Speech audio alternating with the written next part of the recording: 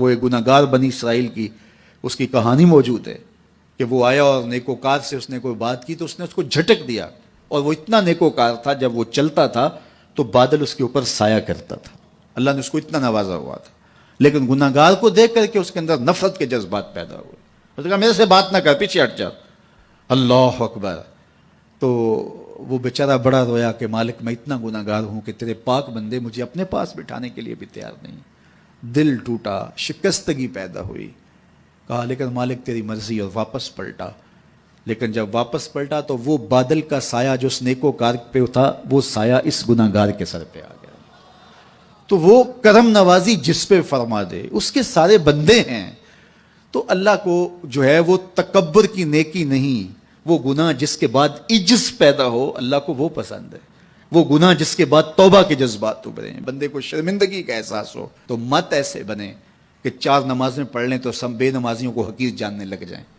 تھوڑا سا کام کر لیں، صدقہ و خیرات کر لیں تو باقی مالداروں کو حقیر جانے لگے۔ آپ کو دین کے کام کی توفیق مل گئی ہے تو آپ دین کے ٹھیکیدار بن کے بیٹھ جائیں کہ میں اتنا بڑا جلسہ کروایا، اب میرے علاوہ تو کوئی یہاں مسلمان نہیں رہتا، میں ہی سب سے بڑا عاشق رسول ہوں اور میں ہی سب سے بڑا مسلمان ہوں۔ نہ، ایسا نہ کیجئے، اللہ نے آپ کو توفیق دی، آپ نے لوگوں کو دعوت دی، پتہ نہیں کس آنے والے پہ کتنا کرم ہوا ہے، یہ تو ان کی رحمتیں ہیں، وہ جس پہ چاہے جیسے چاہیں برس جائیں۔ ہم کو ٹھیکیدار تھوڑے ہیں، ہم تو نوکری کرنے والے ہیں، ہم تو جوتے اٹھانے والے ہیں۔ ہو سکتا ہے کس کے صدقے، میرے والد گرامی مجھے یاد آتے ہیں، وہ مجھے فرمایا کرتے تھے جب گفتگو کے لیے نکلنے لگے اور لوگوں کا ہجوم ہونے لگا تو وہ مربی تھے بڑے، اور بڑی حکمت کے ساتھ جو ہے وہ کوئی نہ کوئی بات سمجھاتے رہتے تھے۔ تو ایک دن فرمانے لگے کہ ایک خطیب تھا، بظاہر اچھا کتاب کرتا لیکن اندر سے وہ اتنا اچھا نہیں تھا، تو جب وہ فوت ہو گیا تو وہ بخشا گیا، تو اس نے اللہ سے کہا کہ میرے مالک میرا تو کوئی عمل ہی نہیں ہے کہ میری بخشش ہوگی اور میری مغفرت ہو گئی۔ تو فرمایا کہ ہاں ہم تجھے جانتے ہیں، لیکن ایک دن تو کہیں واز کر رہا تھا، میرا ایک بندہ بیٹھا تھا، اس کو پسند آ گیا، میں نے اس کے صدقے تیری مغفرت فرما دی۔ اٹھ فریدا ستیا تے میلا ویکھن جا، اٹھ فریدا ستیا تے میلا ویکھن جا، وت کوئی بخشیا مل جاوے تے تو ہی بخشیا جا۔ تو پتہ نہیں کس کے صدقے سے اللہ رحمتوں کا نزول فرماتا ہے، بے عمل کو دیکھ کر کے اس سے نفرت نہیں ہے، نفرت تو گناہ سے ہے، گناہگار سے نہیں ہے، لیکن کوشش کی جائے کہ یہ عمل بد چھوڑ دے۔ اللہ اکبر۔ ایک جنازہ گزرا اور وہ جنازہ کسی غیر مسلم کا تھا، تو چشمان رحمت میں آنسو آ گئے، تو صحابہ نے پوچھا کہ حضور یہ یہودی ہے یا عیسائی ہے، کوئی اس کا جو مذہب تھا وہ بتایا، تو فرمایا کہ مجھے اس بات پہ افسوس آیا کہ یہ اسلام نہیں لا سکا اور کفر کی حالت میں مر گیا، تو اگر یہ اسلام لاتا اور جو ہے وہ جنت کی راہوں کا مسافر ہوتا تو کتنا اچھا۔ یہ اس کے ساتھ بھی ہمدردی ہے۔ تو اللہ کی مخلوق، یہ جنت کے اکیلے ٹھیکیدار بننے کی کوشش نہ کریں کہ میرے علاوہ کوئی جائے ہی نہ، جنت کے دروازے پہ میں بیٹھ جاؤں گا کسی کو، یہ زیادتی ہے۔ میرے تو اعلیٰ حضرت نے یہ کہا تھا، ایک میرا ہی رحمت پہ دعویٰ نہیں، شاہ کی ساری امت پہ لاکھوں سلام۔ تو اس لیے امت سازی کی ایک تو کوشش کریے، اپنے اندر باہمی چھوٹے چھوٹے نزاع اختلاف، یہ انسانی فطرت ہے، انسان کے اندر طبائع کے اندر اختلاف ہے،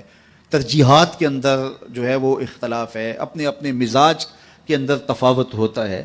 تو ایسا نہ ہو کہ چھوٹی چھوٹی باتوں سے آپ جو ہے وہ امت کو پھاڑ چیر کے رکھ دیں، نہیں، بلکہ امت کا جو تصور ہے اس کو قائم رہنا چاہیے۔ تو گناہ کے بعد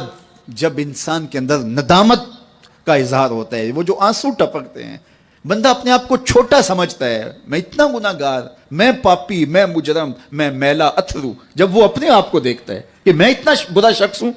تو پھر اللہ کی رحمتیں اس کے اوپر متوجہ ہوتی ہیں۔ تو اس کو پسند ہے کہ جب بندے اس کے حضور عاجزی کرتے ہیں، اس کے حضور معافی مانگتے ہیں، تو مت کسی کو حقیر جاننا کہ یہ گناہگار ہے، نہ جانے اس کا انجام کیا ہو۔ کتنے گناہگار ان کا آخر اچھا ہو جاتا ہے، کتنے نیکوکار ان کا آخر اچھا نہیں ہوتا۔ انما الاعمال بالخواتیم، وہ تھی تو فاحشہ عورت، لیکن ایک کام کیا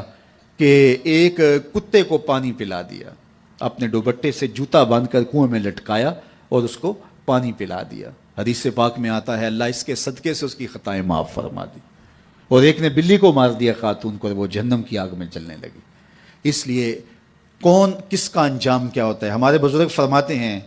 کہ بچے سے پیار کرو کہ اس کے گناہ کم ہیں، اور بڑے سے پیار کرو اس کی نیکیاں زیادہ ہیں،